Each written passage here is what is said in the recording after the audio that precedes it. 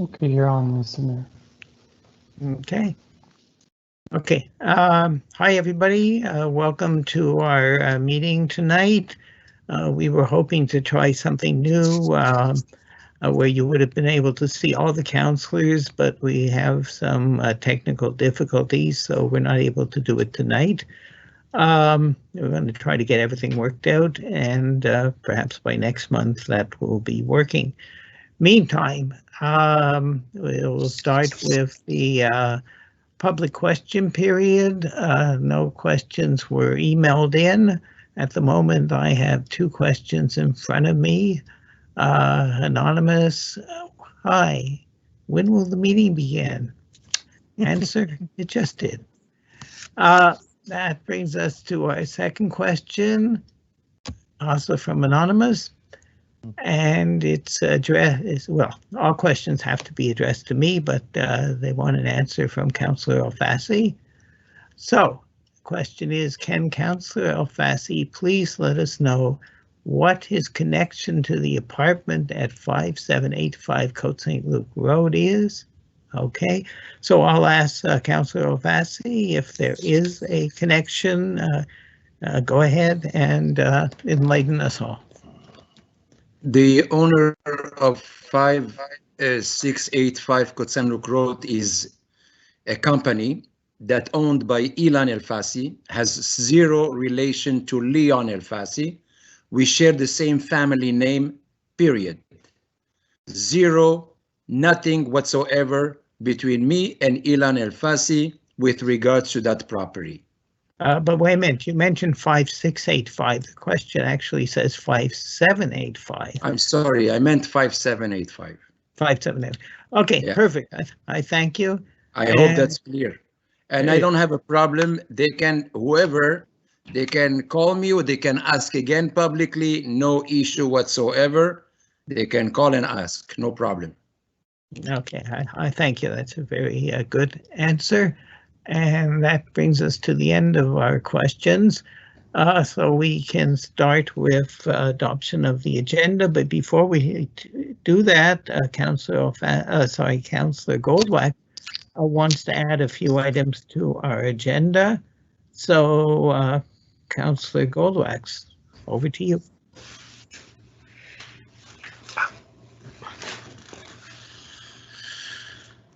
Michael, you're muted.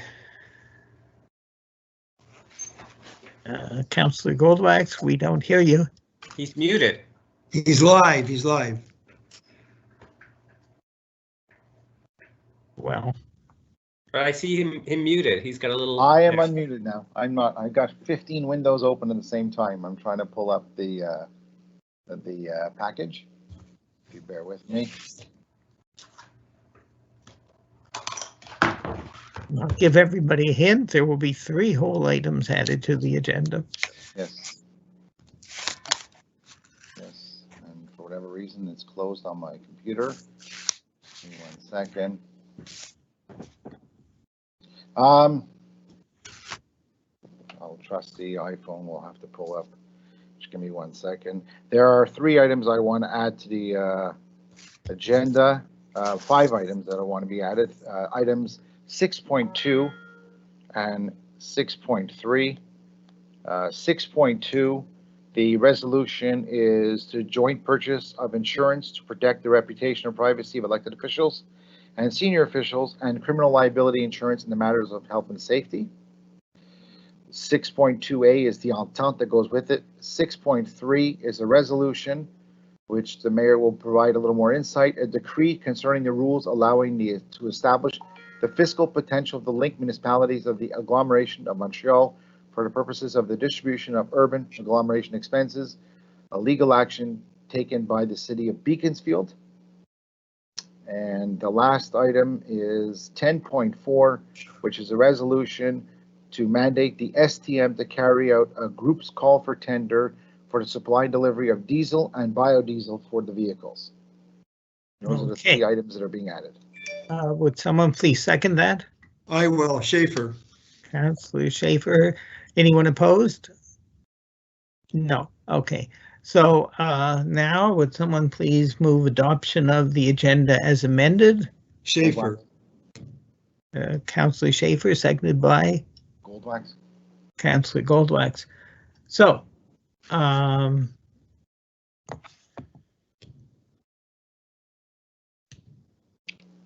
okay, 1 second. Okay, so it is resolved that the amended agenda of the regular council meeting is hereby adopted as amended. Anyone opposed? No. So that's adopted. Councillor Goldwax mentioned that I'll have something to say about the Beaconsfield resolution.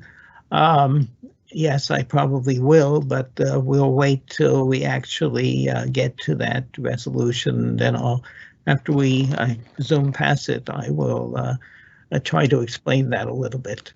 And I'll just mention that the only reason we have these last-minute resolutions is because they all came up literally at the last minute. 2 of them were put together today, only today, translated, put together today, and the other one, it was late Friday. So we don't deliberately try to add things at the last second, but if there's a need, then we like to do everything yesterday when possible. Okay, that brings us to departmental monthly reports. And we'll start with Councillor Wiggensberg, who will tell us what's up with community services. Good evening, everybody. Once again, it's a short report because of COVID-19, but there's a few things that I do have to say. I'm happy everybody's well, and I hope everybody stays that way. And once again, and it's going to be continuous this way for a while, still keep yourself protected and keep your mask on and keep washing your hands and keep your distance and just stay safe. So the winter registration is ongoing for all online programs, and to date we have just a few adult fitness classes all running virtually. Our next workshop on our social cultural programs, our next workshop is scheduled for February 14th in celebration of Valentine's Day. It is going to be holding a cupcake decorating workshop. CSL will be hand deliver the kits to the residents of Hampstead. It should be all should be really interesting. And again, everything that I'm saying is all dependent upon what happens with COVID. So keep that in the back of the mind. But that these kits get delivered to your homes. You get to do it in your home. Then, in collaboration with Defi Santé, our free family sports day will be held on April 20th. That is the tentative date that we're planning on. Again, things could change. This gives the opportunity to all of our residents and family pods a chance to see and participate in most of the programs free of charges prior to signing up, again, based upon what happens with COVID-19. Pool and day camp. The interviewing process has begun for the administrative team for the pool and day camp. Names have been submitted for approval. We are also accepting applications for summer employment, and the deadline is approaching. That's for the pool, the day camp, and the tennis. Especially the day camp. Again, this is something that we are working towards in the hopes that we'll be able to do this come the summer. But once again, because of COVID-19, we don't know. Though I do definitely ask that any residents that are interested, or residents' children who are interested in working for Hampstead, to absolutely get your names. I'm so sorry, I have dogs and they just saw something. I apologize to everybody. Then we have the indoor rental ice time at Montreal West has been suspended because of COVID-19. I didn't know if everybody knew that. I just want to make sure they did. Tennis staffing, we're also looking, we'll be looking to interview shortly for the tennis staff. And we again asking people to put their application in. And that's ultimately all of my information from CSR. Everybody just stay safe, and as things change and hopefully things get better and people get vaccinated and things will start to open up and we'll start being able to be a wonderful, friendly community again. So take care, everybody, and I thank you for coming. Thank you very much. Since you brought up COVID, I'll mention a couple of things. I read in the newspaper that 50% of Canadians now know somebody who's gotten COVID. Personally, I know several somebodies who have gotten COVID. The good news side is they've all survived it, most of them without, all except one, without going to the hospital, all of which kind of fits with the statistics that I've been reading. But the thing that I think people have to be really careful about is right now, daily cases are going down. Hospitalizations are going down. ICU cases are going down. That's all very good. Vaccines are coming. They've slowed down a bit, but they will be coming, supposed to pick up. I hope so. But in spite of all that good news, what we have to realize is the current daily caseload is far, far higher than it was at the peak of the first wave. So there is a lot of chance of picking it up. And true, a lot of people won't have a bad case, but you never know. It could kill you. So just because a number of people, the majority of people are lucky, doesn't mean that everyone is. For myself, I'm not taking chances, and I would urge all of you to keep in mind as you read the numbers and you see things are improving, keep in mind the overall number of daily cases here in Montreal is far higher than it was at the peak of the first wave. It is not the time to get careless. And I address that to everybody. Far more younger people are getting it now. So really, everyone has to be careful. And if we all can, finally, there's the issue of the new variants from South Africa, from the UK. These are more highly contagious than the original COVID.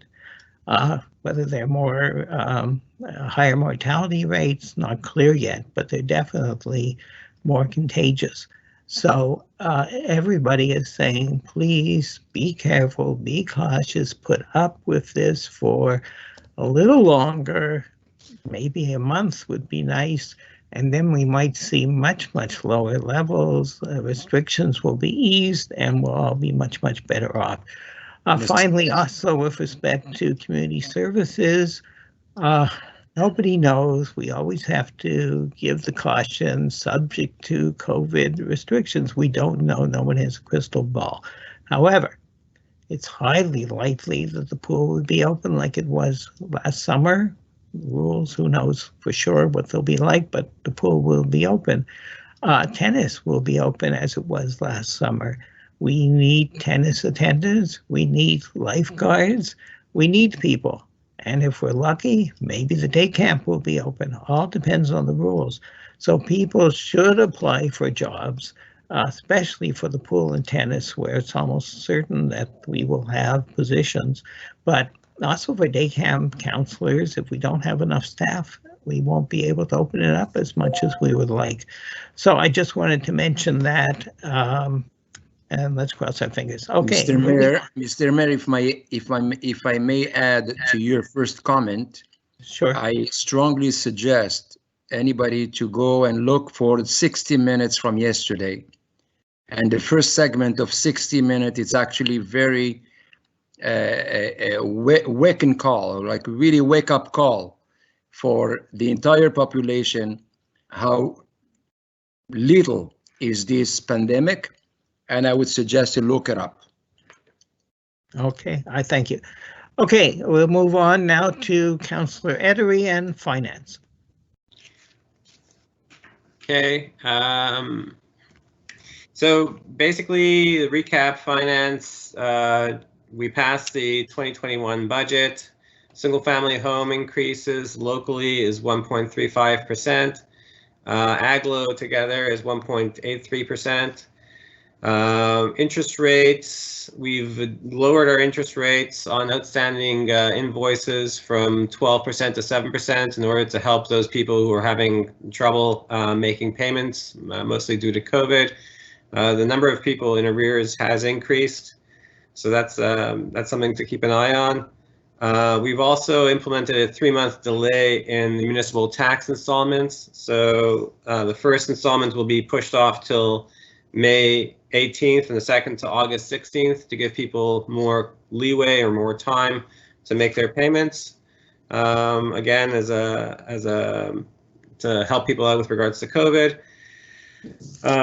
We're doing this council meeting. We're passing a 1.96 million refinancing. So basically, that's loans that were due. It's a 5-year cycle, and so we're renewing those for another 5 years. At the same time, we are paying down 597,000 of loans as an accelerated pay down. Give you an update on the park fund. After everything is said and done with the PTI for 2021, we're going to be left with $474,000 in the park fund, plus an extra 200 or 300 that's in the pipeline currently. The majority of that money goes to rebuilding completely from scratch the tennis courts. And as far as overtime is concerned, we're under control. It's an 18% decrease in overtime between 2020 to 2019. So there's a decrease in overtime by that amount. And also, we're still on a roll with regards to the amount of money that people are investing in their homes. Permits have gone from 2019, 2021, from 98,000 to 125,000 to 582,000. Sorry, from 91,251,000 to 582,000. So for the same period, we're like way up. So people are staying home, but they're investing in their homes. And we have to consider that there's people who are solid and who are reinvesting in their homes, but at the same time, there's a segment of the population that's having trouble making payments. So we're going to have to work with those people also. That's about it as far as finance is concerned. I guess I should give an update on where we're at with the new program we're doing, which is the Public Works reorg. We created a committee to that extent to do a reorganization of the Public Works yard. This is something that's been going on for like the last 10 years, but we're gonna hopefully get it finished this year. It's being split into 3 parts. There's going to be a part that's going to be sold off for townhouses or some such thing. The middle part around the circle will be a green space, and the money raised from the sale will be used to offset there'll be a loan to build a new Public Works storage building. So all in all, it should be, I think as the mayor described it last time, a win-win situation for the town and for the local residents. And that's about it for finance and for the Public Works yard reorg. Thank you. Thank you very much. And Councillor El-Fassi. Okay, so I'll give just a short report about tennis. I know Cheryl already brought up a few points, so I'm going to cover the areas that Cheryl didn't touch, which is to do with what just Jack mentioned, the major investment that we're putting into the tennis courts with the water irrigation and the whole resurfacing of the courts, and obviously the new lights. It's very exciting news. So this is going to happen at the end of this season, meaning at late September, October. That's when the work will start. And until then, we already have some kind of a timetable prepared by our DG Richardson, where in that timetable calls for the items that will be done. So we are ready to go on time for the construction and the work to be done on the courts. And so as I reported before, we had hired a consultant, Mr. Poli, who met already with Irene a couple times and Richard, and he's meeting with Michel Richard. So things are progressing. And one last item I will add is we're looking for ways to possibly address the reception area of the tennis this year. So we've asked, I know Richard asked Mario and he asked also Ian to come up with the needs. So, I mean, for Ian to come up with the needs, so Mario can possibly put something together, nothing major, it's not major cost, but just to address the reception area where we will answer all the needs of the maintenance, the pros, and the community, the players, when they come in. So that's the short report, and as I said, it's exciting time, and I can say Sheikhiyanu for those who understand. After so many years, we will end up putting the money where it should have been done long time ago. And that's my report, Mr. Mayor. Thank you. Thank you. Various things are coming to fruition. That's good. Okay, Councillor Goldwax. Thank you very much, Mr. Mayor. So on a few things concerning Public Works. As of my report, there were, from the report that was issued by Public Works, it was recorded no water main breaks, but unfortunately due to this severe weather and severe fluctuations, we've had 2 recent water breaks, one on Aldred and one today on Barron's Court. I will state that due to the quick action of public security, spotting these leaks or spotting the water coming out of the ground, and the quick action of public security and Public Works, there was no damage to the homes. So my hats off to the public security officers who are being very vigilant and looking out for this kind of situation, especially when the weather gets fluctuates very badly in this cold weather to warm the cold again. So hats off to them. Snow, it's been a relatively mild winter. We've had very similar January with snowfall, with about 60 centimeters has fallen for the month of January, which is what we had last year. But overall, our winter has been a milder winter. The past 2 storms that we had in January, mid and beginning January, coincide with holiday and weekend periods, which calls for a little bit of overtime, but it was required, but it was controlled. So that's concerning. That all of our equipment that currently is functioning in Public Works for snow removal is functioning very well. We have 3 new sidewalk grade tractors, which are doing a tremendous job, and the crew is quite pleased with their equipment. The next item I want to talk about is we have submitted the orders for our perennials and flowers for the spring of 2021. Although we're on the eve of a snowstorm tomorrow, heading into Wednesday, and then of course Friday they're calling for another low pressure system. We have to think about looking ahead at the greener pastures, as we say. So we are looking at flowers and beautification, which we have to procure and secure now. Of course, as everyone has talked about, we don't know when the COVID-19 rules and limitations will end. So we will continue to monitor this and plan our Public Works operations with the equipment and the crew and the operations of the equipment with the crew that we have. So congratulations to Yves Vugar Pino for organizing all this, because it is not easy. Concerning IT, I will say that there's a mobile work environment project that our IT guru, Thierry, who has been working tirelessly for several years, moving devices, people over to virtual station. All that is done.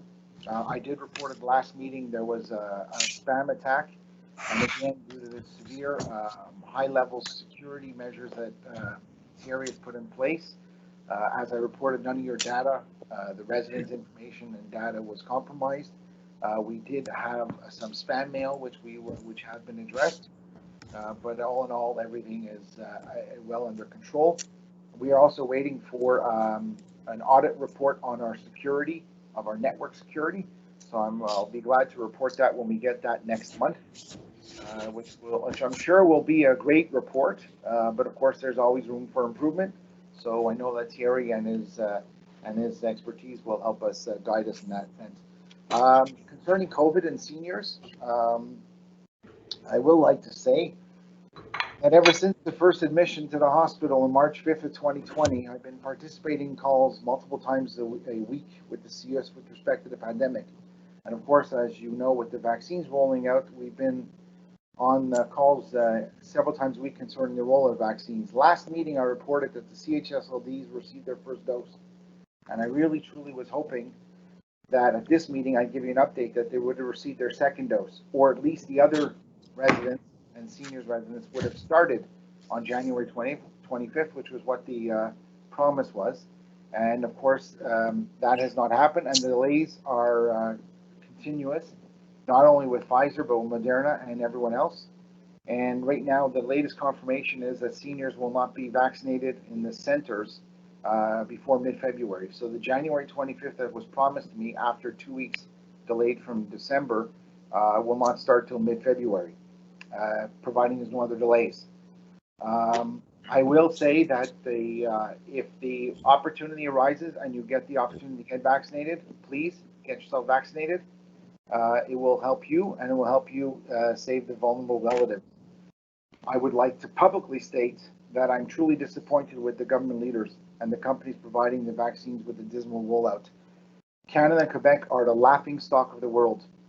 And when I look at other countries on how far advanced they are in the vaccines and the vaccine rollout, very sad that we have so little of our population, the vulnerable population, have yet to be vaccinated. Staff as well. So until we achieve a time that we get 80% herd immunity, we need everyone to follow the directives. I'm happy to hear that our public security are reporting to us that the residents are respecting the curfew restrictions and the limitations that have been imposed. I'm also happy to report that the community service department is still performing the daily calls to our residents of high risks and seniors. And I would like to just close on a couple of points. As the director of the Waldorf, I'd like to say thank you to all of our medical professionals that live in Hampstead, or that you are families of Hampstead residents who are working in hospitals and acute care facilities, and all the essential service workers who are providing service to our residents. Your dedication, devotion during this pandemic is beautiful. I would also like to give a special mention to my Coatesville colleague, Councillor David Torgman, who has been bringing joy to the essential workers with baked goodies and letters from children. He even brought a box of goodies to our Hampstead PSO team, so thank you, Councillor Torgman. Lastly, as the mayor has spoken about how so many people are catching COVID, and people may know of one or more or many people that have got COVID. As my role at the Waldorf, I unfortunately seen a lot of people or families being touched by COVID. And I've witnessed firsthand the effects that it's had on seniors and the vulnerable populations. And I know many individuals who have caught it and survived, and I know many who have passed away, including two of my very close relatives.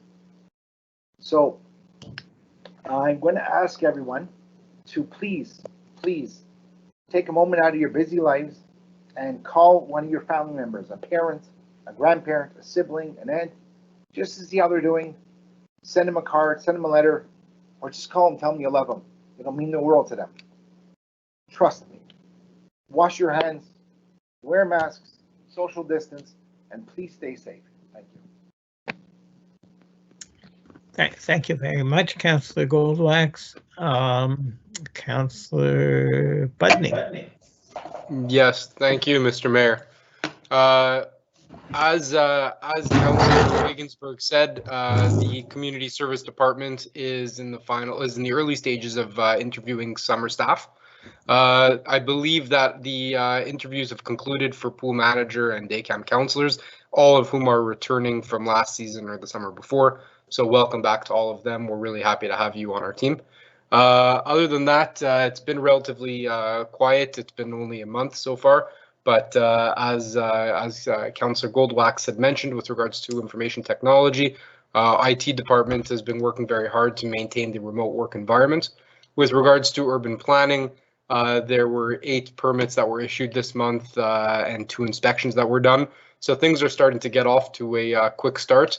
That being said, I just want to wish our urban planning department a successful and productive year as we had last year. And hopefully things will be smooth and people will continue to invest in their properties. Other than that, as everybody else has been mentioning, certainly we recommend everyone to keep safe, especially the youth in the community. Please do your part to make sure that the other members of the community are safe. And just as a quick thing on youth engagement, I'm not sure if Councillor Wegensberg had mentioned it, but there currently is a winter snowman or snow sculpture competition that's currently ongoing. So the parameters are, especially with snow coming tomorrow, residents should take a picture of any snowman or snow sculpture that they've created with their family and email it to recreation@hampstead.qc.ca. And on Sunday, February 14th, the winner will be announced, and the grand prize will be a family seasons pass to the pool in 2021. So that's an exciting opportunity for community members to get involved and also take advantage of one of our best services that we have, which is the pool. Other than that, stay safe, stay healthy, and we will see you around next month. Warren, if I could just make a suggestion, that people, if they build these snowmen, they should make them in Hampstead Park. There's plenty of them in Hampstead Park, as is. I know, but if they build them in Hampstead Park, this way people can see them instead of having them in their backyards. I hear you. So nonetheless, make sure you take a picture and shoot it off to recreation@hampstead.qc.ca. Yes, thank you very much. And I suppose it doesn't really matter whether you do it in Hampstead Park or not, but definitely not your backyard. So it's either the front yard or Hampstead Park, as long as you take a picture, send it in, so Recreation knows who did this. Okay, brings us to Councillor Schaefer. Last but not least, thank you very much, Mr. Mayor. Good evening, everyone. I have the two portfolios of legal and public security. Nothing has changed in the legal area. Courts are moving very slowly, and I have no new cases to report, so that there is nothing more to say about the legal portfolio. As for public security, I wish to point out that our Chief of Operations has now returned full-time. Chief Fitzgerald has finished his term of illness, and he's back full-time at work. So I want to thank him for the report that he prepared.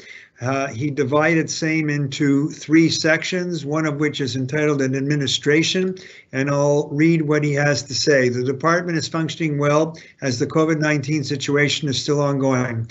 We have completed the basic training of our 2 new hired auxiliary officers. They learn quickly and are fitting into the team nicely. We have started to encourage the men to take some time off now that we are up to full strength. One officer has now finished his short, long-term illness. As I said, Chief of Operations Fitzgerald is back full-time. I did mention at the last meeting that our new Ford Explorer hybrid is now fully equipped and operational, and so is our unmarked vehicle. And the previous unmarked vehicle which we had, which is a Kia, was returned during the week of January 25. On the operational section, the residents are becoming used to the new regulation from Quebec regarding the curfew. There has been very little activity after 8 p.m. Ongoing support between Public Works and Public Security in regard to snow operations, it seems to be getting better year to year. Pool inspections were completed with many infractions being issued. The project will continue to be monitored. As the highlights for the month, there was one break-enter at the rear of the house, and the police were there for a while. One vehicle was reported stolen, another broken into, but nothing else can be stated at this point in time about those 2 incidents.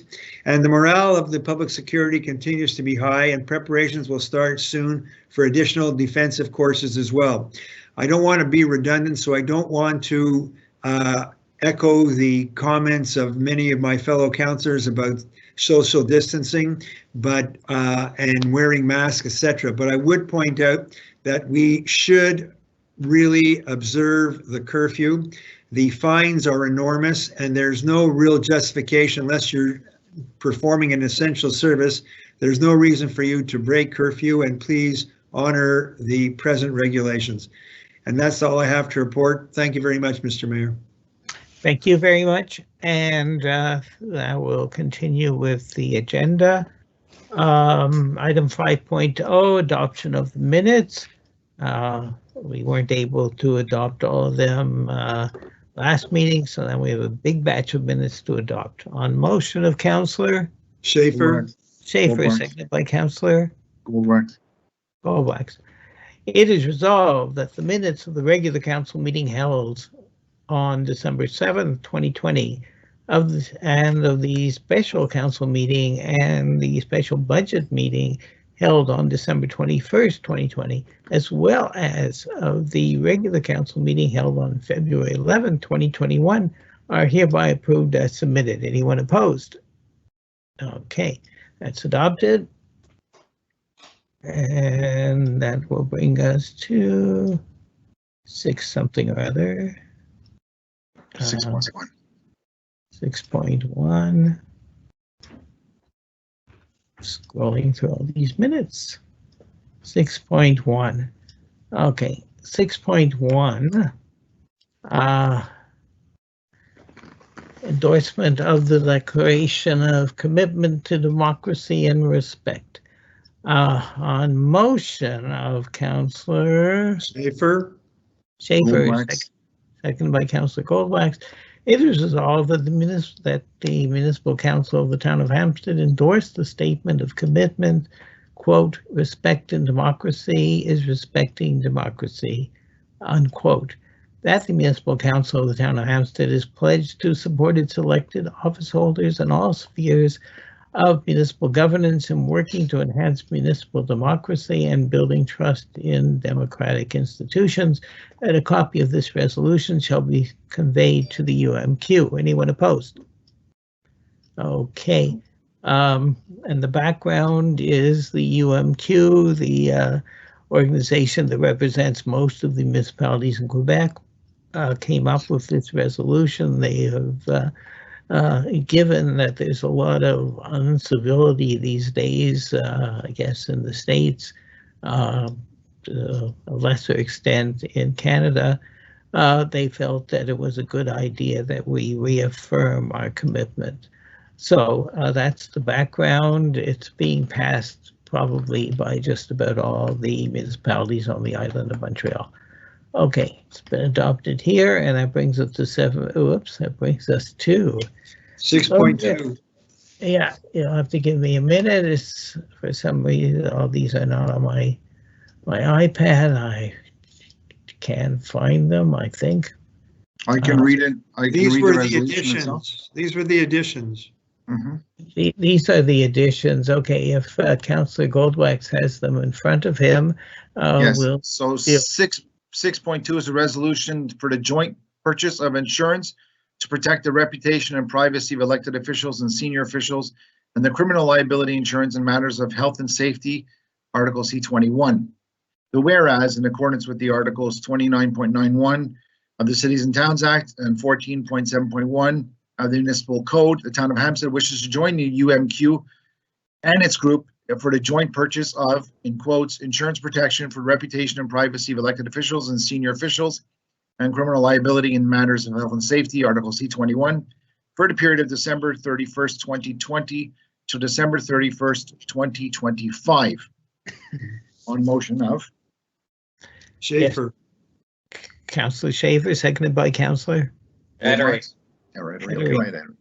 Okay, and Should I read to that? yeah. That the Town of Hampstead joins hereby the purchasing group of the UMQ with a view to awarding an insurance contract for the protection of the reputation and privacy of elected officials and the seniors officials and liability insurance, criminal law in matters of health and safety for the period of December 31st, 2020 to 2025. Authorizes the mayor and town clerk to sign for and on behalf of the municipality the agreement entitled Agreement for the Grouping of Municipalities within the UMQ with respect for the joint purchase of insurance to protect the reputation and privacy of elected officials and senior officials and criminal liability. Insurance matters in the matters of health and safety, C21, close quotes, submitted and attached hereto to form an integral part of thereof as if recited at length. And it is a lengthy amount. So I'm not reading it, Mr. Mayor. No, don't. Okay, anyone opposed? No, nobody's opposed. And I have read all these earlier. It's just they didn't put them on our council package, so they're in different places. So since Councillor Goldbach has them, it's good that he read them. The background on this, it's also from the UMQ. Just came to us, I think, this morning. It sort of goes with the other one to a certain extent. I don't think, I certainly hope that we won't have any need to use that insurance, but it does provide a certain level of protection in cases, I would say, of inadvertent errors on the part of management, or potentially even councillors and mayor. So that's good. That's why, again, an awful lot of municipalities will be passing this. I don't believe it gives us any protection from gross negligence, nor should it. Okay, brings us to 6.3, which is another addition. I can read the resolution. I'm not reading the whereases. There's too many. But then I'll read don't read the whereases. I know. So the resolution 6.3 is what we added, a decree concerning the rules allowing to establish the fiscal potential of the linked municipalities of the agglomeration of Montreal for the purposes of the distribution of the urban agglomeration expenses, a legal action by the city of Beaconsfield. Again, there's a bunch of whereases. I will read the resolution portion after it is voted upon. It's proposed by Edery. Seconded by Schaefer. Okay, so proposed by Councillor Edery, seconded by Councillor Schaefer.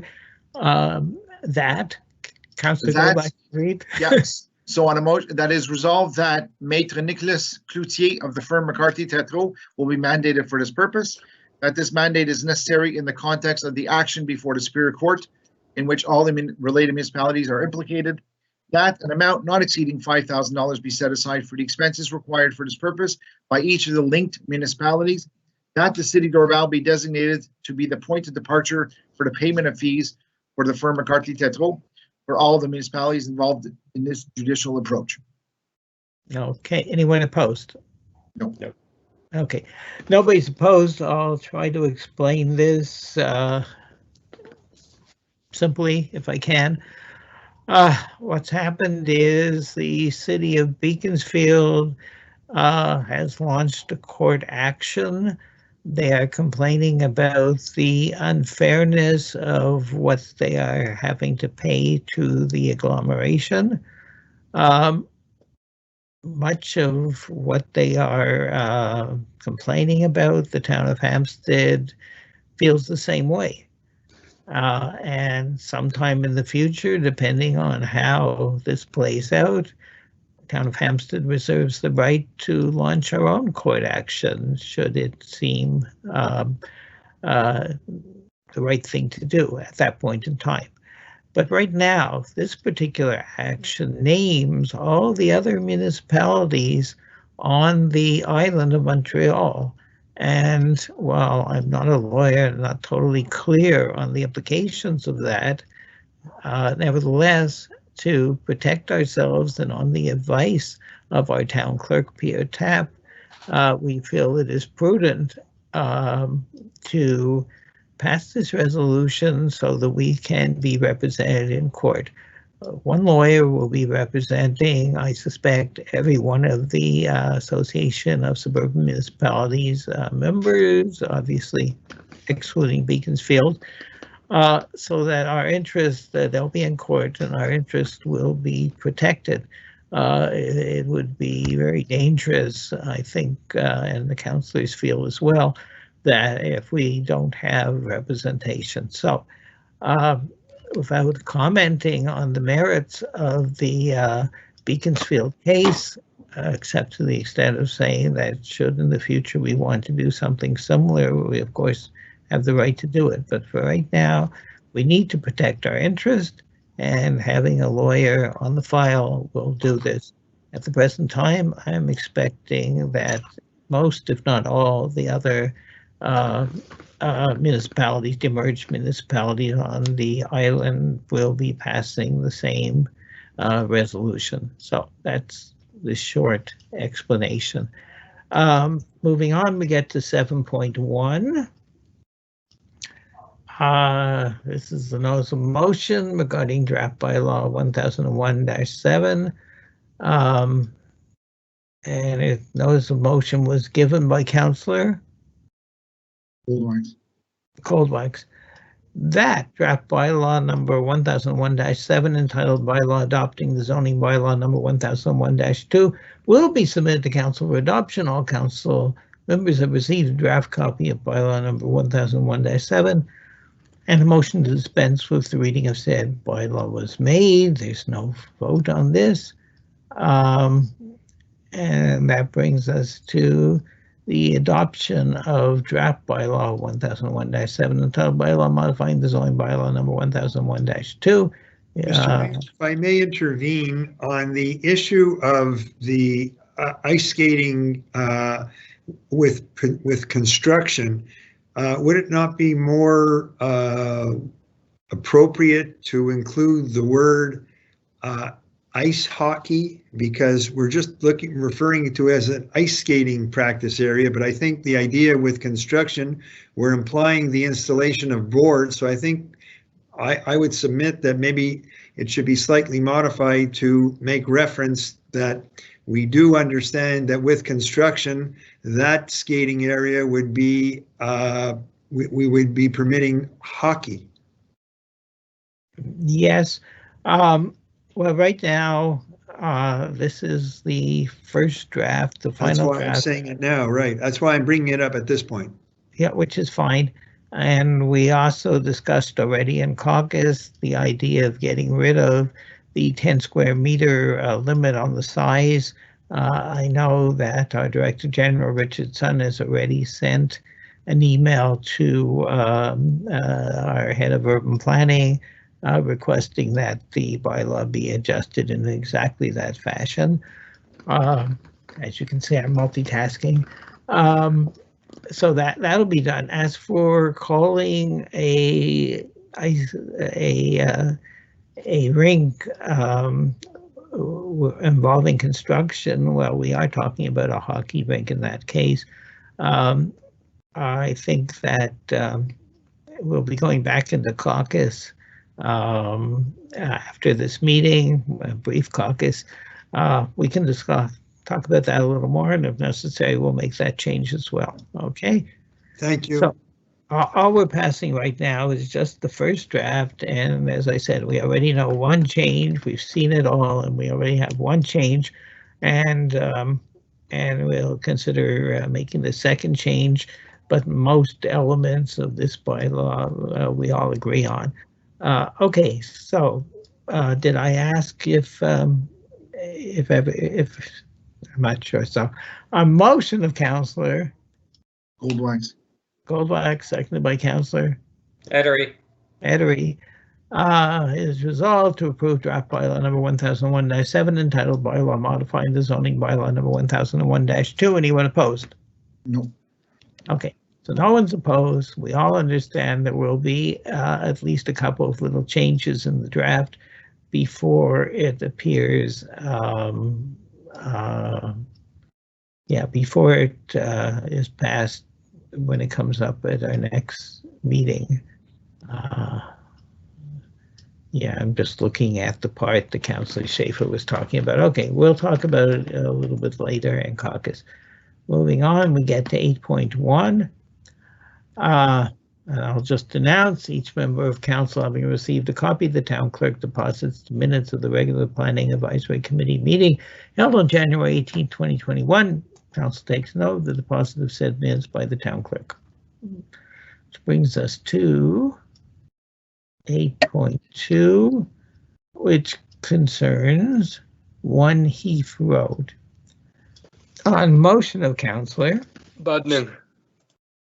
Budning, seconded by Councillor Schaefer, Schaefer, it is resolved that the request to authorize facade modifications of a detached bi-family dwelling that will be converted into a single-family dwelling located at 1 Heath Road and submitted to the Planning Advisory Committee meeting on January 18, 2021 is deferred as recommended by the PAC. The proposed project meets the prescribed standards of the zoning bylaw number 1001-2 and only partially meets the prescribed standards of the site planning and architectural integration program bylaw number 775. Anyone opposed? Okay, that's adopted. And that brings us to 8.3 concerning 23 Aldred Road on motion of Councillor Budning. Budning, seconded by Councillor Schaefer, Schaefer had the louder voice. Okay. It is resolved that the request to authorize facades modifications of a detached by-family dwelling that will be converted into a single-family dwelling located at 23 Aldred Road and submitted to the Planning Advisory Committee meeting on January 18, 2021 is deferred as recommended by the PAC. The proposed project meets the prescribed standards of the zoning bylaw number 1001-2 and only partially meets the prescribed standards of the site planning and architectural integration program bylaw number 775. Anyone opposed? No, but I think just to clarify, because I needed clarification myself on the same thing, is that these are duplexes. These are not semi-detached. So They are these are semi-detached. these are the No, these are duplexes are semi-detached, Jack. well, no, not like a side-by-side semi-detached. Whereas like two separate homes next to each other, these are duplexes, one on top of the Right. other. The duplexes are semi-detached. Right, but they're also semi-detached where it's like one house attached to another house, Right. separate left and right. So these are not left and right kind of things. This is a different story. So it's just, it's a duplex. Yeah. Yeah, okay. That is correct. And both of them, I believe, have the same architect, and both of them were deferred for the same reason, but we don't have to go into that. We have nothing against converting them into single-family homes, but for various reasons outlined by the PAC, there's work to be done before we'll be ready to approve these two projects. 8.4 is 14 North Code Road. It was proposed by Councillor Budning. seconded by Councillor Schaefer, Schaefer. And resolve that the request for an addition on the right and rear yard with a minor exemption to zoning bylaw number 1001-2 for the property located at 14 North Code Road, lot number 2089007, zone RA1 the zone RA1 is deferred. There was a minor exemption here and nobody sent in anything objecting. But it's been deferred. Anyone opposed? No, okay. And the reason it's being deferred in this case, it's not bad at all. It's quite close to where we're going to accept it, I think, but we can't accept a minor derogation without knowing exactly what the project is going to look like, and there's still a little bit of work to be done there. So this one is closed, and I expect next meeting it should be okay. I hope so, at any rate. And that brings us to 10 Lincroft. 10 Lincroft. I'm getting there.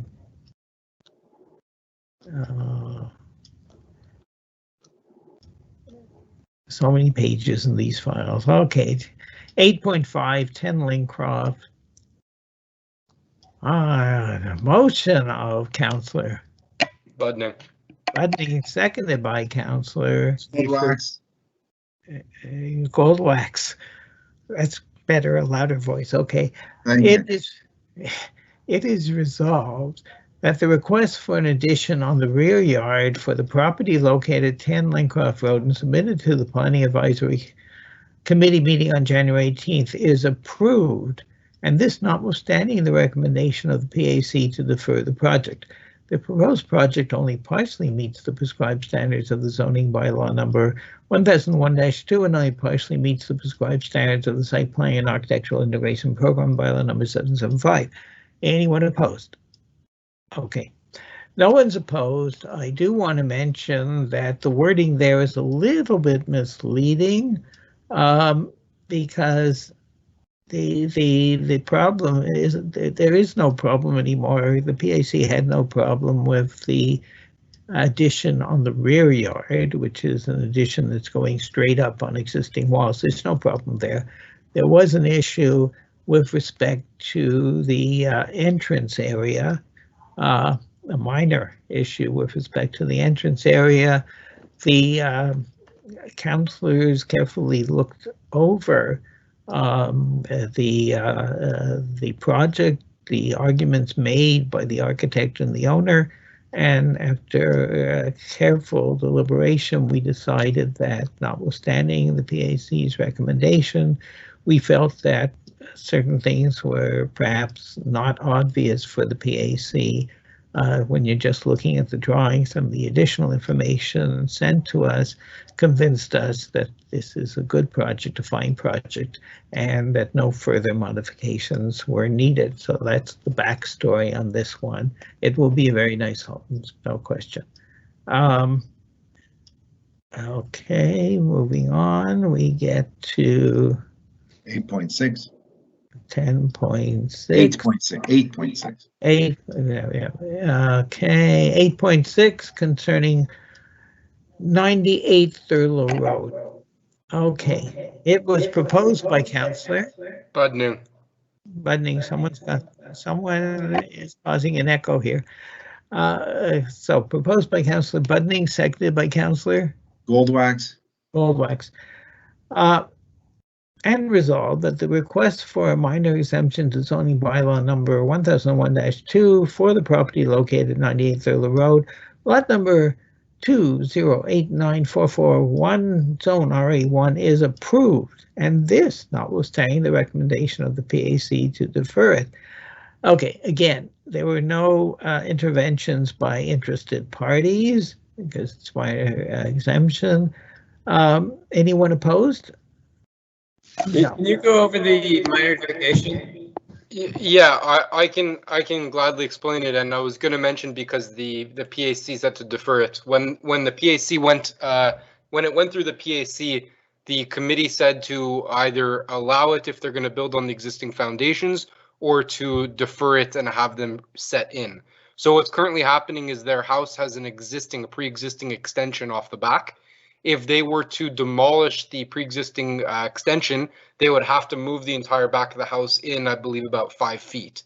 What they're doing is they're maintaining the existing foundations currently on the ground and using that to build up their new wall. So they're keeping the existing structure there, which is why we're permitting the minor exemption, because they're literally keeping the exact same shape and size, and they're using the exact situation that's there. There would have been a prejudice if they had to dig up and pour all new foundations just to reinforce structurally what the current shape exactly is. It's not extending on that side in any way. So the PAC, when they looked at it, they said to defer it and bring it back if they can't use the existing foundations. If they do use the existing foundations, that it should be approved by council, and that's where we're at tonight. Okay. Yes, that's a very good explanation. I appreciate it. And just to clarify, it's very similar. 98 Thurlow, they're using the existing foundations to build up. 10 Lincroft, they use the existing foundations on the first story to build up on a second story. So it's the same situation, just a different floor number. You're taking all the words out of my mouth. You're not going to leave me anything to say here. But yes, exactly. And just to go slightly further, 3 Haverstock still coming up is another one where they are It's not exactly the same, but yes, they are also doing some building up on existing walls too, I think. And at any rate, we have discussed all this. The council has discussed this in caucus, and we have decided that there was a mistake made. I don't know, how many years ago, about 4 or 5 years ago. There was a massive rewrite of our bylaws, and we couldn't catch everything. And one of the things that was changed is that building upwards on existing walls was now not permitted if they were acquired rights and it was in the setback. It had to be pushed in. But we realized with Tim Lincroft that made no sense at all.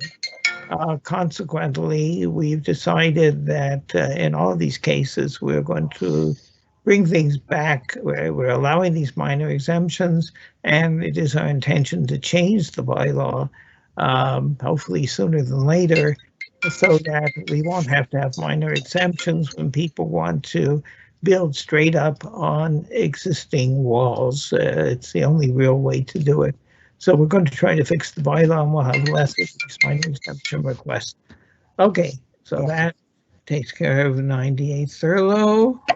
If I remember, nobody objected, so okay, good. We're moving on now to 8.7, which is 6 Thurlow. I'm sorry. I just want to clarify one quick thing, just in case anybody's concerned that's listening.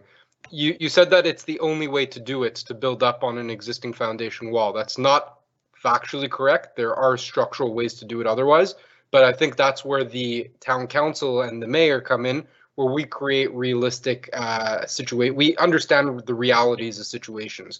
We're not going to ask a resident to incur about $400,000 to $500,000 of extra structural costs to cantilever walls off by a few feet, as opposed to allowing them to build straight up on existing walls.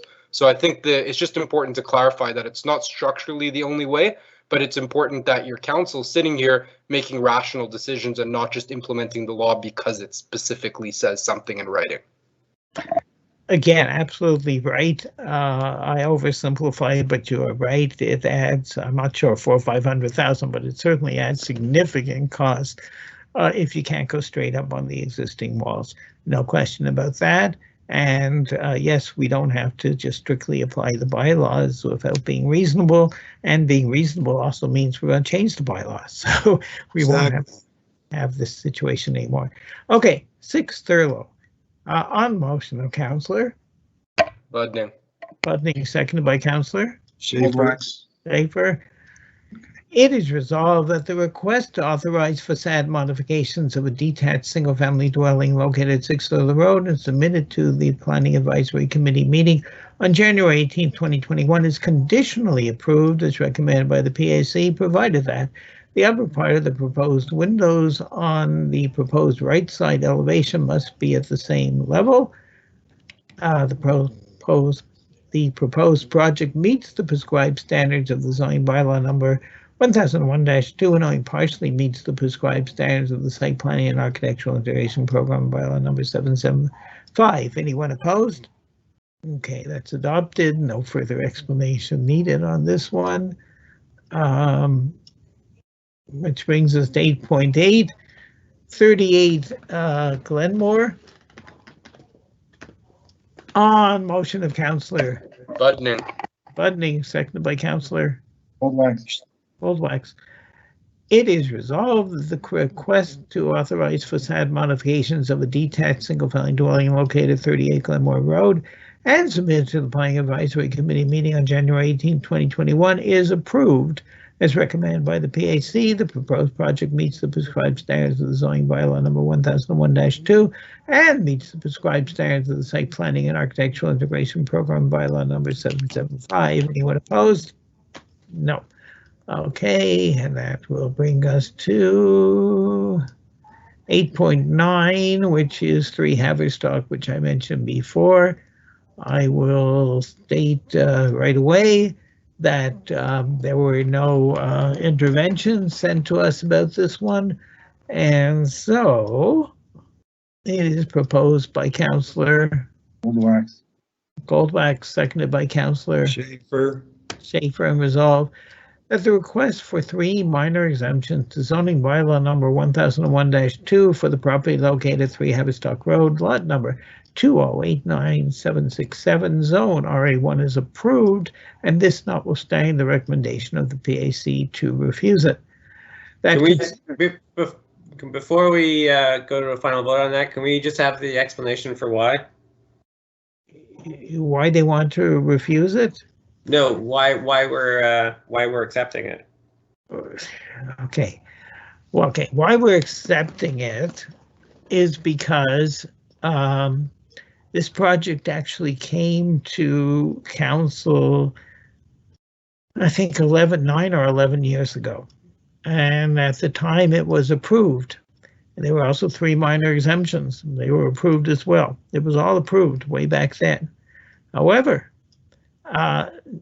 we discovered that there were some problems with the numbers in our minor exemption resolution did not match the numbers on the plans that had been approved. So there was a discrepancy there. It's not, you have to have minor exemptions to go with the plans. And we do not know who made the error. It could have been the town. There's no way to find out now, it's too long ago. But the fact is it could have been the town. So we had to have the architect give us the proper measurements, the accurate proper measurements, so that we could have the notice of motion and so that we could pass the minor exemptions, which we're doing tonight, I think. And the other issue that came up is that during those 9 or years or so, our bylaw changed.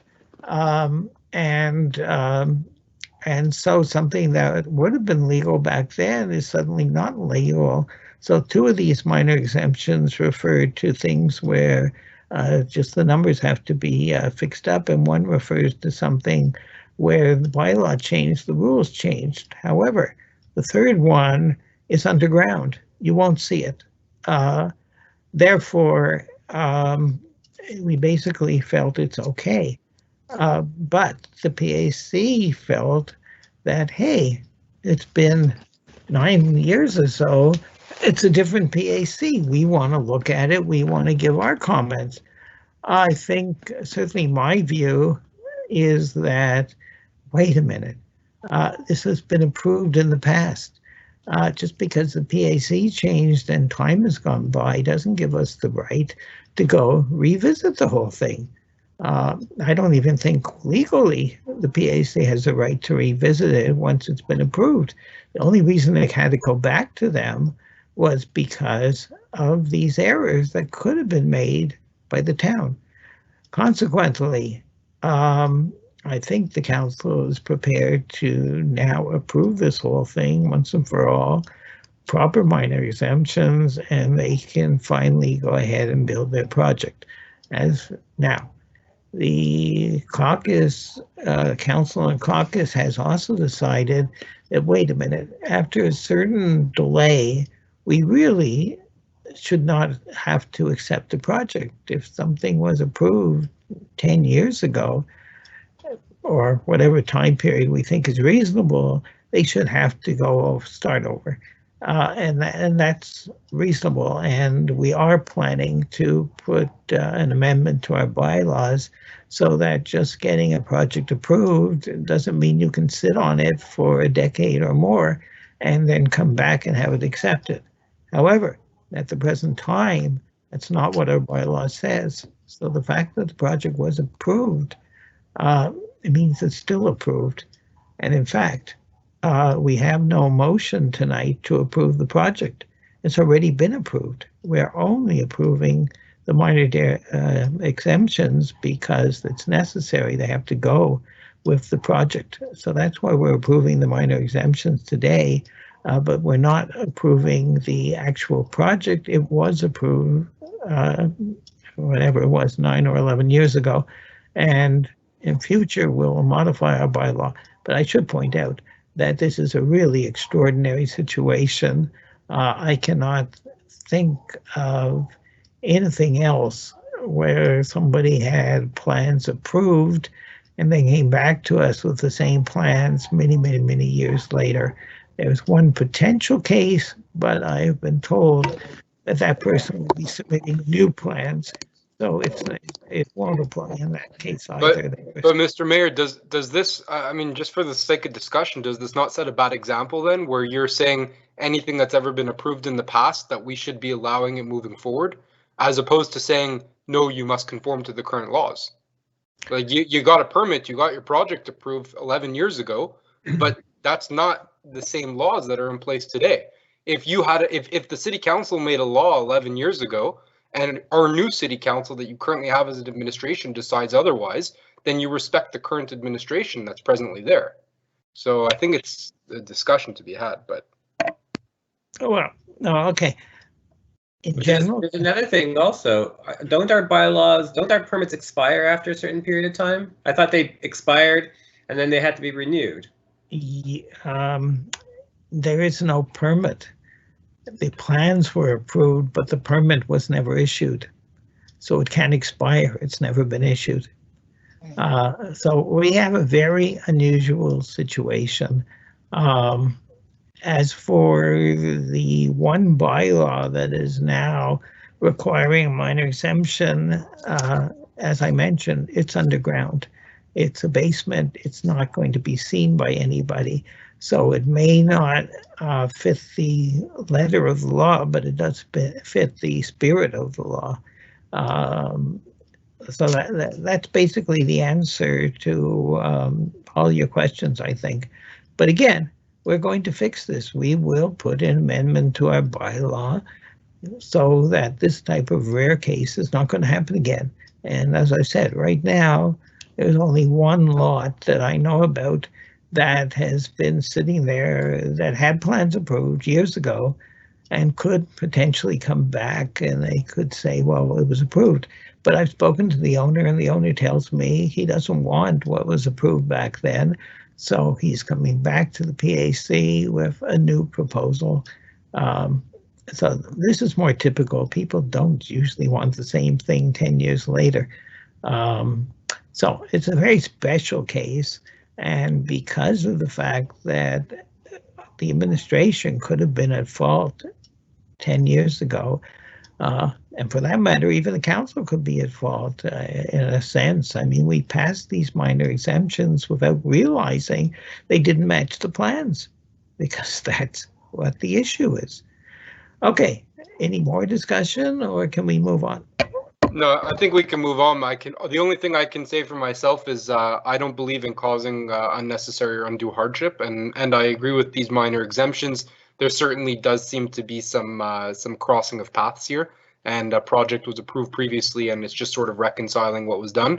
That being said, in my humble personal opinion, and I don't know if we have any legal means to say so, I personally believe that the project, any project like this, including this project, should go back to the PAC for comments, because what may have been approved 15 years ago, 11 years ago, 9 years ago, the surrounding landscape may have changed.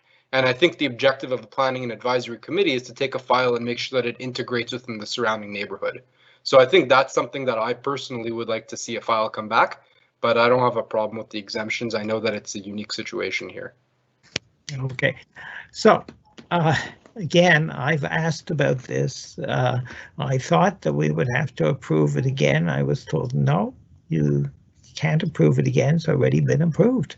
I have, as you know, I review the agendas in advance, and I suggested, hey, we're missing a resolution to approve the actual project, not just the exemptions. I was told, no, it's been approved. That's it. But should we change the bylaws so this doesn't happen again? Absolutely. I think we all agree on that.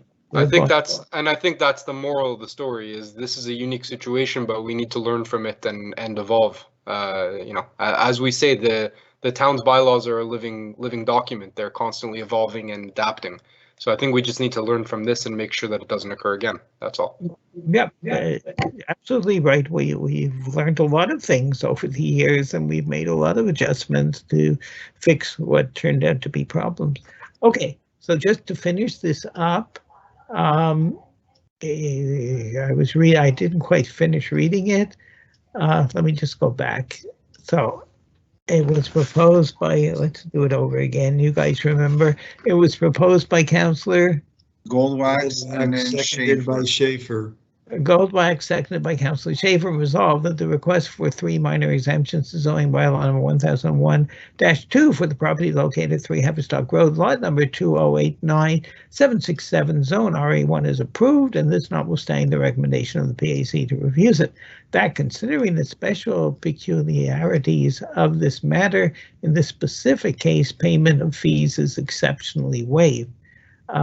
Anyone opposed? Okay. So that's adopted, and for those wondering why we are waiving the fees here, the answer is because the fees were paid originally, and it could have been a administration mistake or even a council mistake, if you like, in not catching the problem earlier. So we don't feel it's fair to double charge. Okay, and that brings us to 9.1. Approval of disbursements for the month of January 2021 on motion of Councillor Edery. Edery, seconded by Councillor Schaefer. Schaefer.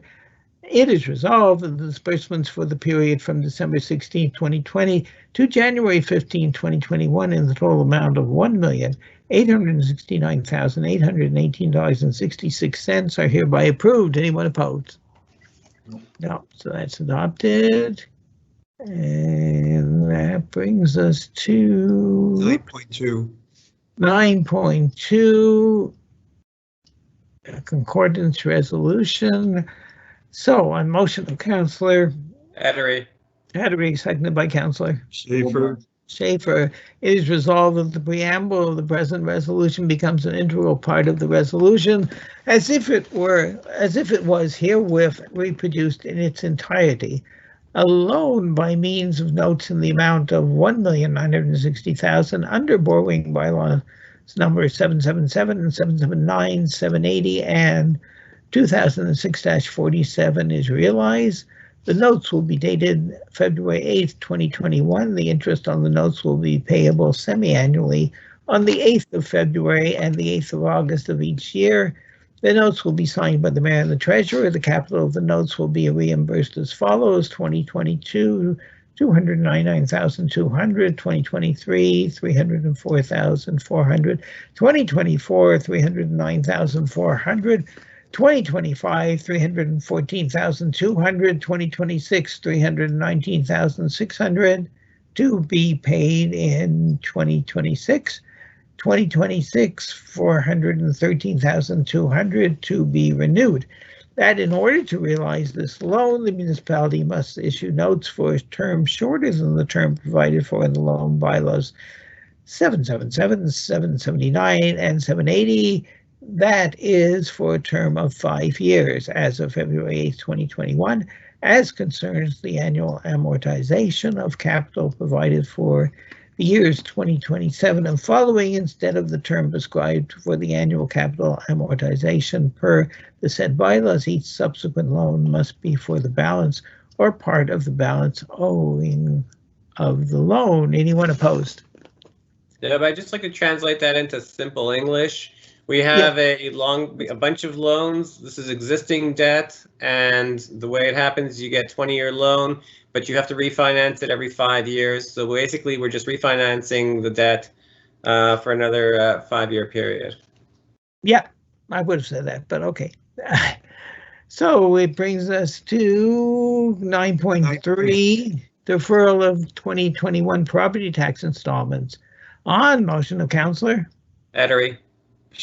Seconded, second by Councillor Schaefer, it is resolved that the town of Hampstead is hereby postponing the due dates for the 2021 property taxes to Tuesday, May 18th and Monday, August 16th, 2021. Anyone opposed?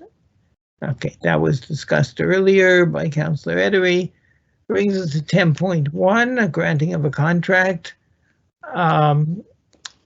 concerning surveillance of reconstruction work for the tennis courts. On motion of Councillor Leon.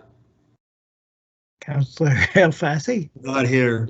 Elfassi. There he Oh. is. There he is. Seconded by Councillor Edery. Edery.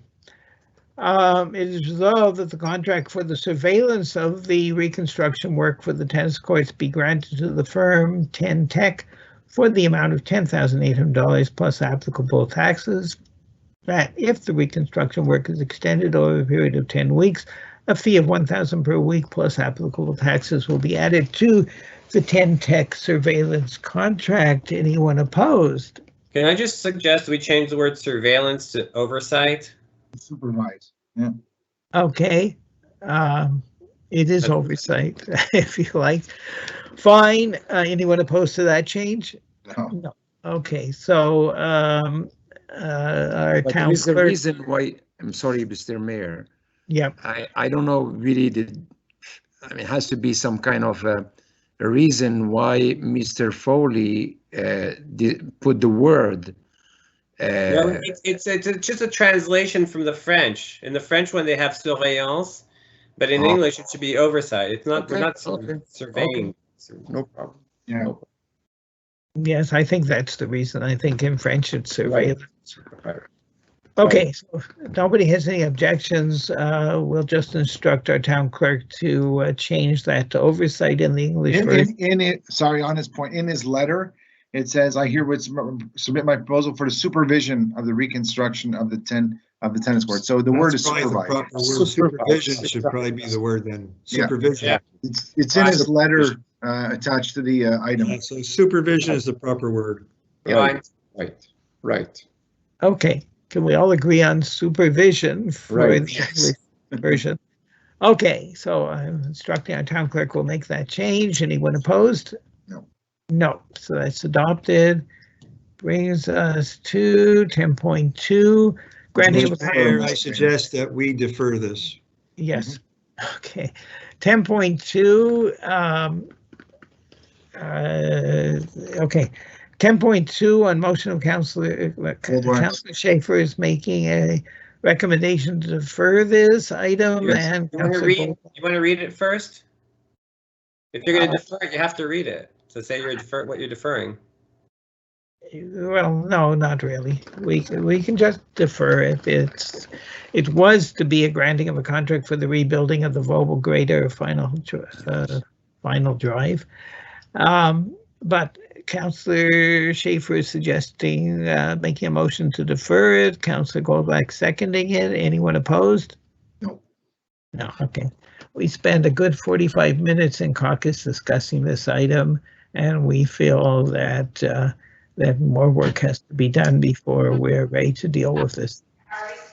I'll call you at least everyone. Okay, now, I think everybody should be on mute at this point. I did, I muted them. okay. 10.3. Granting of a contract to carry out phase 1 and phase 2 environmental studies and a geotechnical study. On motion of Councillor Edery. Edery, seconded by Councillor Goldwax. Goldwax. It is resolved that the contract for the phase 1 and phase 2 environmental studies and the geotechnical study be granted to the firm Laborator GS Inc. at the cost of $17,095 plus applicable taxes. Anyone opposed? No. Okay, no one's opposed. I'll just mention this is for the land on which a new public works storage building is going to be built. And legally, we have to do this work. Okay, so that brings us to 10.4, which This is the addition, one of the, it is in the updated package. Is one of the items we added. yeah, I think I have it. It has been added, so it's in my package now. So this is mandates to the STM to carry out group's call for tenders for the supply and delivery of diesel and biodiesel fuel for vehicles. On motion of Councillor Goldwax. Goldwax, seconded by Councillor Battery. Edery. That the council authorizes the town of Hampstead's participation in the group call for tenders for the supply and delivery of diesel and biodiesel for vehicles. That the town of Hampstead delegates the STM to prepare the specifications and other tender documents to proceed with the group call for tenders, to receive and analyze the submissions, and to report the results to the participating municipalities. That the town of Hampstead delegates to the STM, delegates the STM to educate the proposed contracts. Anyone opposed? No. No. Okay. And that's sometimes we do these types of deals because we end up getting a much better price by being combined with many other towns. Okay, 11.1. Approval of the hiring list of white-collar student employees for the Community Services and Recreation Department. It is proposed by Councillor Weigensberg. Budnick. Seconded by Councillor Budnick, and resolved that the town council approves the hiring of white-collar student employees as detailed on the list from the Community Services and Recreation Department. The hiring is subject to the usual conditions and in accordance with the provisions of the collective agreement between QP Local 429 and the town of Hampstead. Anyone opposed? No. Would someone like to? No, we're not there yet. All right. So that concludes our various items, and while we were doing this, a number of questions have come in. So we're now in second, actually, let me see. First, we have other business. Any other business on the part of the councillors? No. No. Okay, so that brings us to the second question period. A number of questions can come in. Okay, first question from Anonymous. Can you please provide an update regarding the studies on Cote St. Luc Road? Yes, happy to do so. The studies are now all complete. We are, all the councillors have a copy of all the studies, and all the members of our PAC also have copies of all the studies. There is going to be a meeting with the members of the PAC to discuss the studies. That's coming up on February 15th. And very shortly after that, all the information will be put on our website. So that's Mr. Mayor, can I make a request of either yourself or Councillor Alfasi, as I believe this might be his portfolio, but is it possible that the city can put together a time frame and a schedule when reports will be released to the public, when the PAC will be reviewing it, when there's going to be a public consultation meeting, and so forth? Because I think now that all the studies are done and the information is obtained, I think a little clarity in terms of the timeline and the vision in terms of going about the project would be appreciated by everybody. Mm-hmm. Yes, I can prepare that.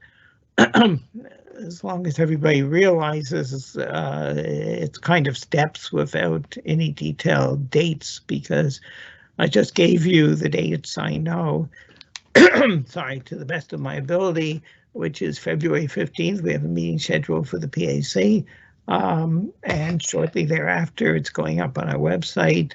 I don't actually know if the last document has been translated yet, but it should be translated in time. So we just have to wait for those two things. We can't put anything on our website until we have it in both French and English. There'll be one exception. The CEMA Plus traffic study, we're simply going to put up the English and French versions of the summary. It's only a page and a half. To put up the entire CEMA Plus report really would not be very useful. But if anyone wants to ask for a copy of it, it's only in French and we're not going to translate it to English. But if anyone wants a French copy, we'll be happy. Are we, sorry, so you're saying that we're not going to put the entire French CEMA report on the website? Only the conclusions? That's correct, but if I anyone, would personally, sorry to interject, I would compel the town to just put up the entire report. I mean, I think number one, the opposition to the referendum had a concern about traffic, and I think if everybody looks at the report, it will seem to quell it. But I think giving them the opportunity to see all the methodology and the research is only open and transparent, in my humble opinion. you've seen the report, I've seen the report, and I think any reasonable person on looking at the report will be able to tell that this is not understandable. Yeah, but for us, I mean, look, I'm not trying to create an argument here, but for us to say what the public will or will not be able to understand is not fair.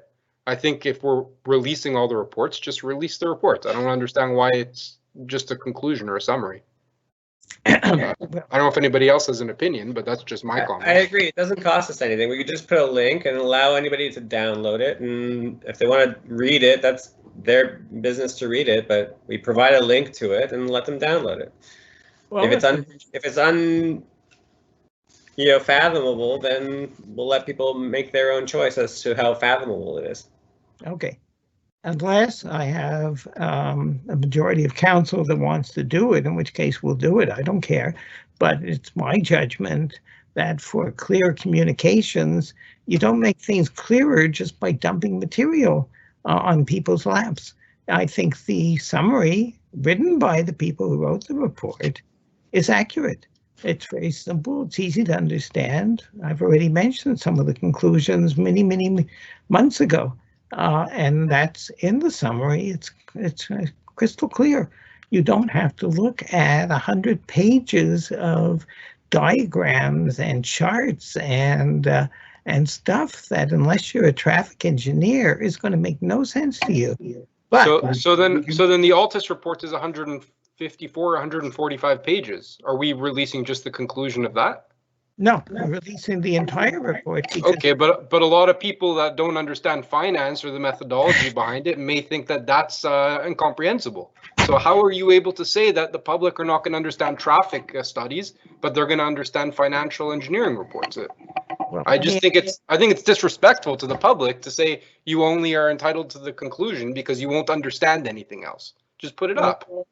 Okay. It's been some time now that all members of council have had access to all the information that we're planning to put on the website.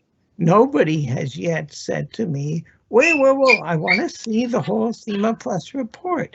Now, if you guys want to, we'll get it to you in French, but I'm not going to waste money translating it into English when I think it'll be equally incomprehensible no matter what language it's in. We've translated the summary, and I do have a responsibility to be fiscally responsible. So no, I don't want to translate it, but if you want the French version and only the French version up on our website, if I have a majority of councillors telling me either tonight or by email that that's what you want, you will get that. But I'm telling you, I want to have everything as clear as possible. And I think the way we're planning to put it out will be very, very clear. And you've all read the summary. You really think you're going to find something that differs from the summary? It's not about trying to find or interpret conclusions. It's about empowering the residents. If the residents are concerned about it, and this has been a very contentious subject matter, and we've postponed the whole decision-making and rezoning process to collect information and reports, then it's incumbent upon us to release the information.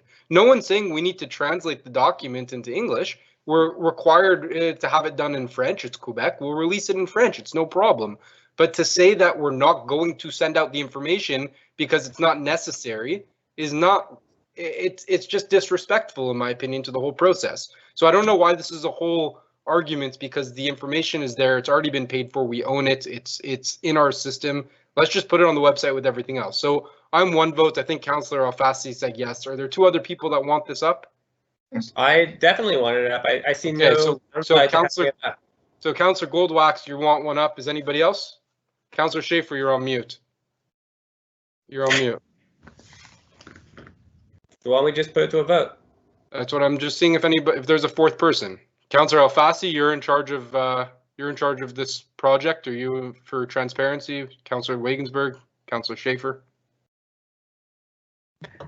Councillor Schaefer's nodding that he's in favor, but he's on mute.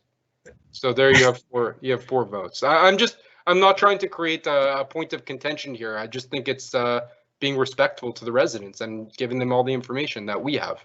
If we're going to make decisions on behalf of the community, then it's only fair that they understand what we're basing our decisions on. It's transparency. Yes. And nobody is more in favor of transparency than I am. So having heard from what you guys want and expressing the view that this is only going to confuse people and no one is going to understand it, we will be happy to include a link to the entire thing. There will be the summary in English and French, and there'll be a little link for people who want to see the whole Exactly. report. Much obliged. Thank you. If I think The link, wait a minute, the link will be on the French side because the report will only be in French. If you want, we'll put the link on both sides, but if it's in English, they'll see the English summary, they'll push the link and it'll say in brackets French only, but fine, whatever. Yeah, Mr. Mayor, it's a good, Mr. Mayor, it's a. Okay, stop arguing. It's done. You're getting exactly what you want. That was Councillor Alfasi trying to say something. I'm just trying to say there is no problem. It's a good compromise to put both the summary and the entire report for those who wants to see the report, and that's fine. Yeah, there's no problem. I just thought that it's kind of there is such a thing as too much information, but I don't care. It's fine. I will give instructions to make that adjustment. I have to make sure.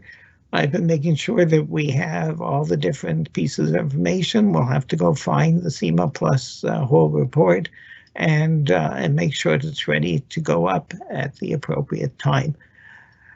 You also brought up the issue of a timeline again.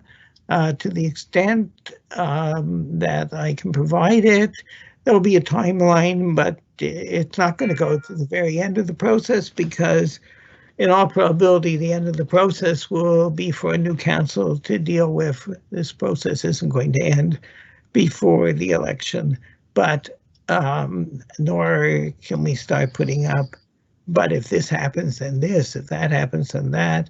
We'll try to put something up that is pretty clear. I'll review it with our town clerk, maybe even our external lawyer, and make sure that it's as accurate as it can be. And we'll probably put it up at about the same time as we put up all the different studies. But I've told you verbally, next step is the PAC meeting on February 15th, releasing all this other good stuff very, very shortly after that meeting. Okay? Any other things? No? All right. So that was the answer to that question. Let's see. Next question. Can you please, anonymous again, they all seem to be from anonymous. Can you please indicate where the link for the demolition committee meeting scheduled for tomorrow will phase off? I guess the intention was to say will be. No, Okay. it says will be, okay. I'm sorry? It says will be, probably will be posted. You know, on the bottom, it says posted. Look, it continues the next question. Will be posted. Oh, Next one. okay, it's okay. Where will be posted? Honestly, I don't know. I will say Thierry already answered. The demolition committee link is on the legal notice section of the public notice demolition committee. So it'll be on the legal notice section of the HEMS website. Okay, so that public notices are on the front home page of our website. Go to the notice having to do with the demolitions, and apparently the link is over there. So that seems to be the answer. I thank you. And that is tomorrow night, by the way. And we will be trying to test, so hopefully it'll work smoothly, but we are going to try to do this meeting using the new way we're planning to do our public council meetings as well. You should be able to see the various participants all at the same time. And of course, you'll hear anyone who's speaking, sort of like a Zoom meeting or what have you. That's the general idea. We didn't feel we were comfortable doing it tonight, but tomorrow night, just bear with us. There may be some technical problems, but we'll do our best. Okay, next, in purchasing point 10.3, who has been granted the contract to carry out phase 1 and phase 2 environmental studies and the geotechnical study. It was mentioned when I read the resolution, but give me a minute, I'll go find it again. It's right here. There were two firms that bid. There was one for GHD for $22,762, and the contract was awarded to GS. Sorry, 1 second. I just have to zoom in here. It was awarded to Laboratoire GS for 17,000 and change. Okay, there's a very complete answer. Thank you. Okay. Anonymous again. Release the entire SEMA report for anyone to view. Some may not want to look at the whole report. Oh, sorry. Some may want to look at the whole report. Well, okay, that's been resolved by now. We're going to enjoy. And then Anonymous, what were the dates of the traffic study? Was it done during COVID when businesses and schools were shut down? What were the dates? It was quite some time ago, because I remember I reported the fact that that we had the results and the conclusions many months ago when we were still having public meetings with people attending. So therefore, it was not done during COVID when businesses and schools were shut down. It was done when before that whole period started. So that's the answer to that question. And I'm sure the dates are in the study as well. Okay. And that brings us to look at AG Barr putting out a summary of the Mueller report. How did that go over? Sorry, not an admissible question. Questions have to relate to well, items on tonight's agenda, strictly speaking, but even though I often accept questions that go beyond what's strictly been discussed in the meeting, they have to at least be relevant to Hampstead. And I don't think something that happened in the United States is relevant to Hampstead. Okay, that wraps everything up. Would someone like to move adjournment? Goldwax. Okay, Councillor Goldwax, seconded by Councillor Budning. Anyone opposed? No. Okay, so that wraps up our meeting. I thank everyone for attending. Thank all the councillors, especially all the ones who help me out every meeting. And at this point, we're going to say goodbye.